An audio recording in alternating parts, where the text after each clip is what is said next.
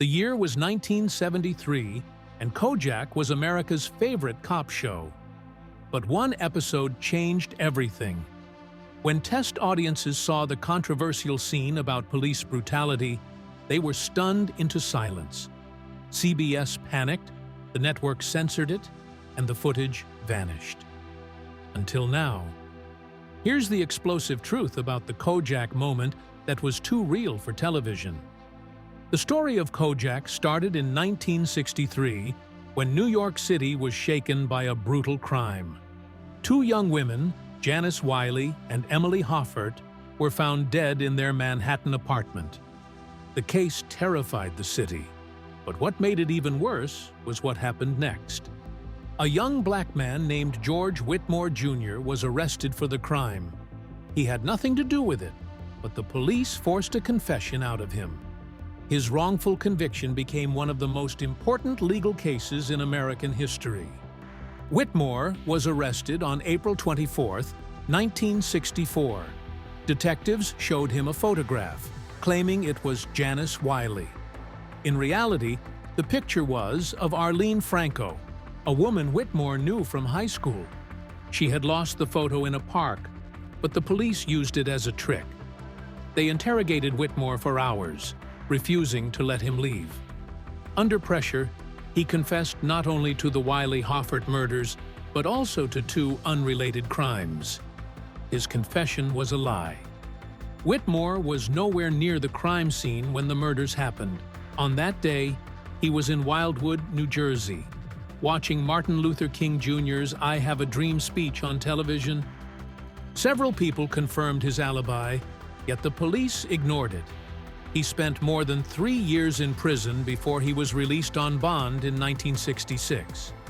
His case played a major role in the Supreme Court's Miranda v. Arizona decision, which forced police to read suspects their rights before interrogations. The real killer was a man named Richard Robles. He was a heroin addict who had broken into the apartment looking for money.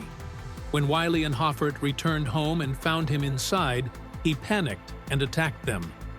Robles was arrested in 1965 and sentenced to life in prison. For years, he denied committing the crime. He finally admitted the truth at a parole hearing in 1986. Whitmore's wrongful conviction exposed deep flaws in the justice system. His case showed how easily an innocent person could be trapped by bad police work. It also proved how dangerous forced confessions could be. Without strong legal protections, anyone could find themselves in Whitmore's position, accused, convicted, and locked away for something they didn't do. This case had a lasting impact on Abby Mann, the man who created Kojak. He was already interested in stories about justice, but reading Selwyn Robb's Justice in the Back Room changed everything. The book detailed cases of police corruption and racial bias, exposing how the system often worked against the people it was supposed to protect. Mann couldn't ignore what he had learned. He wanted to do something about it. Moreover, Mann had a history of using storytelling to highlight real-world issues.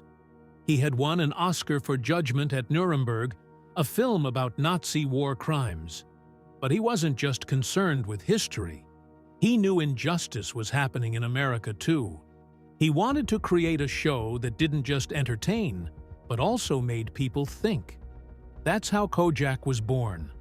Unlike most TV detectives, Theo Kojak wasn't perfect. He was tough, but he wasn't cruel.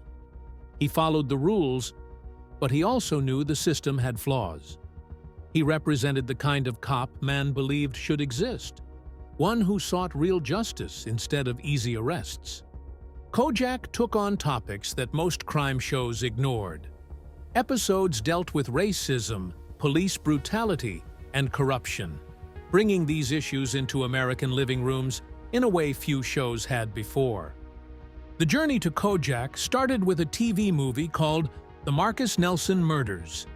It aired in 1973 and was based on a real case. The film was a huge success, and CBS quickly realized they had something special. They wanted to turn it into a series, but they had one request. They wanted Kojak to be a Greek Columbo.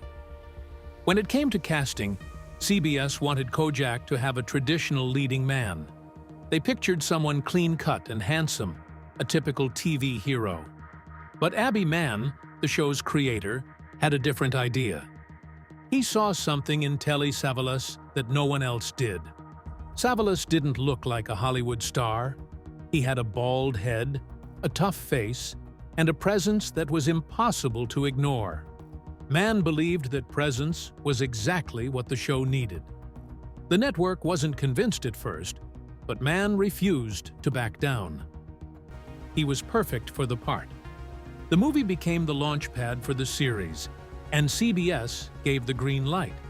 Once the show began, Savalas made the character his own. The sharp suits, the tough attitude, the lollipop in place of a cigarette, every detail made Kojak unforgettable. His signature catchphrase, "Who loves you, baby?" became a part of pop culture. The show's success was no surprise. Savalas won an Emmy and 2 Golden Globes. More importantly, he redefined the TV detective.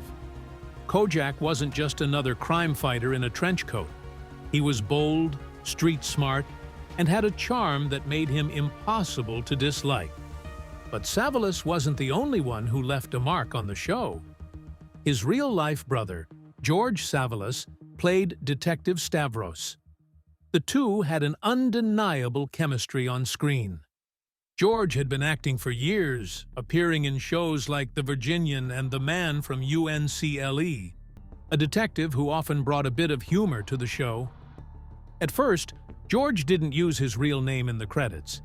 He was listed as Demosthenes Savalas, his middle name. Went on, fans embraced him, and his real name was used.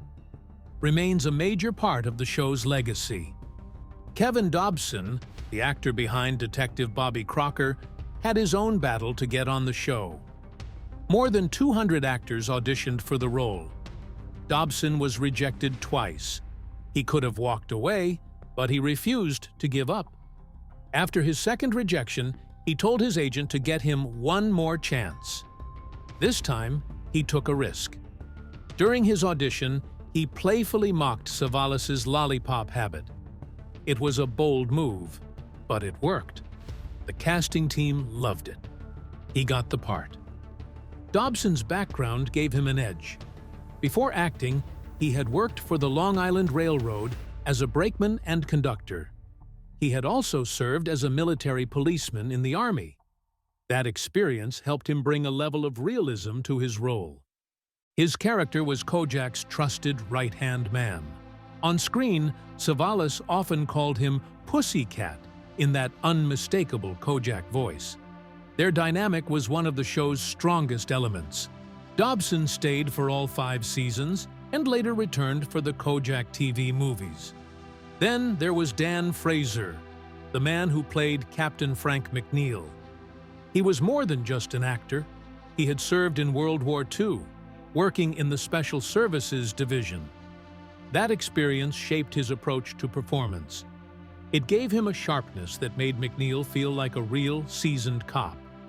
McNeil had once been Kojak's partner, but now he was the boss. He was one of the few characters to appear in every episode of the show. Off-screen, Fraser had a surprising talent. He was an avid chess player and often played against Savalas between takes. Their matches weren't just a way to pass the time. They were a sign of the kind of mind Fraser had. He brought that same intelligence to his acting. Kojak wasn't just a hit television show. It was a cultural force that reshaped crime dramas and left a lasting imprint on audiences worldwide. Running from 1973 to 1978, it dominated the ratings, consistently ranking in the top 20 for its first 3 seasons. Viewers were drawn to its mix of gritty realism and compelling storytelling. At its core was Lieutenant Theo Kojak, played by Telly Savalas, a tough but deeply compassionate detective who broke away from the usual cold, no-nonsense crime fighters seen on TV. He wasn't just about solving cases, he cared about victims, challenged corruption, and carried a streetwise charm that made him unforgettable. One of the more unexpected admirers of Kojak was Queen Elizabeth II. She wasn't just a casual fan. She was so invested in the show that Buckingham Palace requested advance copies of new episodes so she wouldn't have to wait for them to air. That level of enthusiasm from a world leader was rare, especially for an American crime drama. It wasn't just a passing interest either. In 1976, when she met Telly Savalas at a state dinner hosted by U.S. President Gerald Ford, she greeted him with, "My favorite Yank." The show even found its way into politics. In 1993, the term Kojak liberalism started appearing in debates about policing. Kojak wasn't just a detective who enforced the law. He listened. He connected with people. He understood that being a good cop wasn't just about making arrests. It was about trust. Lawmakers used Kojak as an example of how police could balance authority with compassion. They argued that officers should engage with communities instead of just controlling them. The fact that a TV character shaped real-world discussions about policing showed just how powerful Kojak had become. The show's influence reached far beyond the United States. In 1982, Hungary paid tribute to it with a film called Kojak in Budapest. It wasn't an official spin-off, but it was clearly inspired by the original. A Hungarian actor played a character modeled after Savalas's Kojak. One of the strangest yet most telling signs of Kojak's influence came from something as simple as a lollipop. Savalas had started using them as a prop to help him quit smoking, but soon they became a signature part of Kojak's image. The impact was immediate. Lollipop sales skyrocketed by 400% at the height of the show's popularity. The craze even led to a lawsuit. Tootsie Roll, the maker of Tootsie Pops, sued Universal Studios, claiming the show had used its product without permission. In some Spanish-speaking countries, the word Kojak even became synonymous with lollipops. It was rare for a single character to change the sales of a candy, but Kojak did it effortlessly. Meanwhile, Kojak was never just another crime show. It had grit and realism, and it wasn't afraid to tackle tough subjects. But some episodes did more than just tell a story. They stirred real-world debates, sparked protests, and even faced censorship. One of the most talked-about episodes was The Corruptor, which aired in November 1973. It told the story of a Hispanic teenager killed by a corrupt cop. The scene was intense. It showed the anger, grief, and desperation of a community that had seen this happen too many times before. The episode hit a nerve, touching on police brutality at a time when tensions were already high. But what made this episode even more controversial was what never made it to air. In the original script, the victim's mother had a line that was raw and unfiltered. She was supposed to say, "NYPD pigs." CBS decided that was too much. They cut the line, fearing it would cause even more backlash. Even without those two words, the episode had an impact. A year later, another episode caused a different kind of controversy. Hush Now, Don't You Die aired in October 1974 and dealt with the aftermath of abuse. The focus was on the victim and her family, especially her father. In one powerful moment, he gave a speech that was raw, emotional, and filled with rage. He wanted justice, but more than that, he wanted revenge. He didn't trust the system to do the right thing, and his words made it clear. When the episode first aired, that speech was seen as one of the most powerful moments in the show's history. But when the episode went into syndication, it was gone. The network decided it sounded too much like a call for vigilante justice. They worried it might encourage the idea that people should take the law into their own hands. So they removed it, and once again, fans noticed. The missing scene became a topic of discussion. Then there was Queen of the Gypsies, which aired in February 1975. Unlike the other two episodes, this one wasn't about police corruption or violence. It was about stereotypes. The episode told a crime story set in a Romani community, but instead of an authentic portrayal, it relied on old clichés. It showed the community as secretive and superstitious, feeding into harmful stereotypes that had existed for generations. The backlash was swift. Advocacy groups called out the show for its depiction, and the criticism was strong enough that the writers did something rare. They added a disclaimer to later broadcasts, acknowledging the concerns. But that didn't erase the damage. Even with the disclaimer, the episode became an example of how media shapes public perception. It wasn't just about one show. It was about a long history of marginalized communities being reduced to caricatures. By the late 1970s, Kojak was still a hit, but trouble was brewing behind the scenes. At the time, New York City was going through a serious financial crisis. The city was deep in debt, and that affected everything, including TV production. Even a successful show like Kojak wasn't safe from budget cuts. One of the most noticeable changes was Kojak's car. His sleek brown Buick Regal was swapped out for a cheaper Ford. It was a small detail, but it signaled a bigger problem. The show was being forced to cut corners. By 1977, the financial strain was impossible to ignore. Filming in New York had always been expensive, but now it was harder than ever to justify the costs. The show had built its reputation on gritty realism, but making everything cheaper started to take a toll. Viewers might not have noticed right away, but behind the scenes, producers were struggling to keep the same level of quality. Then there was Telly Savalas himself. He wasn't just the star of Kojak. He was Kojak. By season 5, he knew how much power he had, and he wanted to be paid what he felt he was worth. He asked CBS for a 50% raise. The network refused. Instead of giving him more money, they cut the budget elsewhere. One of the biggest losses was the funding for guest stars. This turned out to be a huge mistake. Kojak depended on strong guest performances to keep the stories fresh. Without big-name actors in those roles, the show lost some of its impact. Savalas was still great, and the writing was solid, but something was missing. Ratings started to drop. Behind the scenes, the relationship between Savalas and CBS was getting worse. He had strong opinions about how Kojak should be made, and he wasn't afraid to push back. CBS, on the other hand, was focused on cutting costs and keeping the show profitable. The tension kept growing, and it became clear that the show's days were numbered. In 1978, CBS made the decision. Kojak was canceled. The ratings weren't what they used to be, and production was still expensive. For CBS, the choice was simple.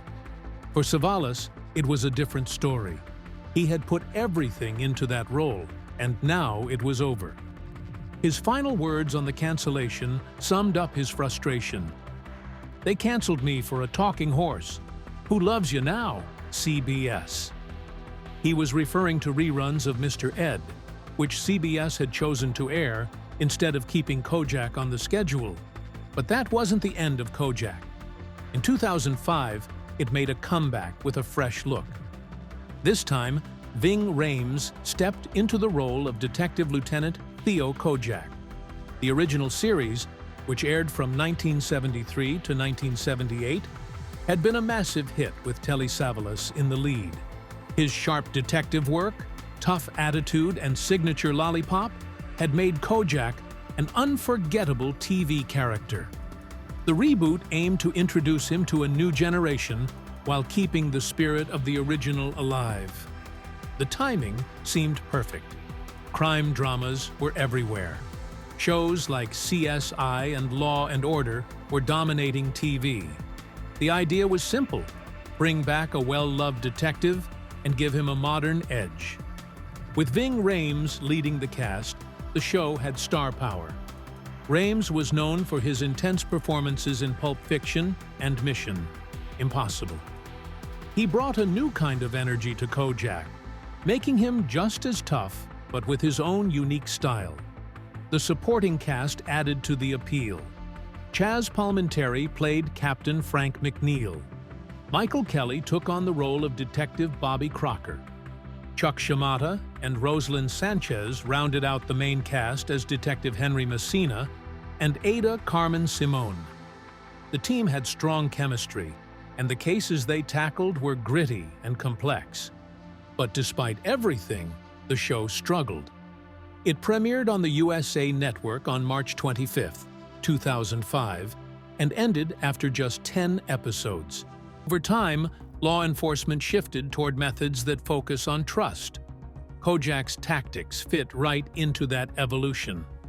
Today, many departments train officers to use active listening and empathy when questioning suspects. The idea is simple. People are more likely to talk when they feel heard. Some NYPD detectives still reference Kojak when discussing their approach. Even though the world of policing has changed, that balance of toughness and understanding is just as important as it was in the 1970s. Hollywood saw Kojak's lasting influence and tried to bring him back. In 2012, Vin Diesel was set to star in and produce a Kojak reboot, but the project never moved forward. The biggest reason? Telly Savalas's family. They had serious concerns about how the character was being modernized. The original Kojak was a street-smart detective who relied on instinct and experience.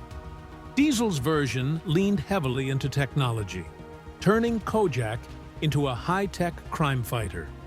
That was a problem. Savalas's family felt the reboot strayed too far from the character's roots. Kojak wasn't just about catching criminals. It was about a detective who understood people.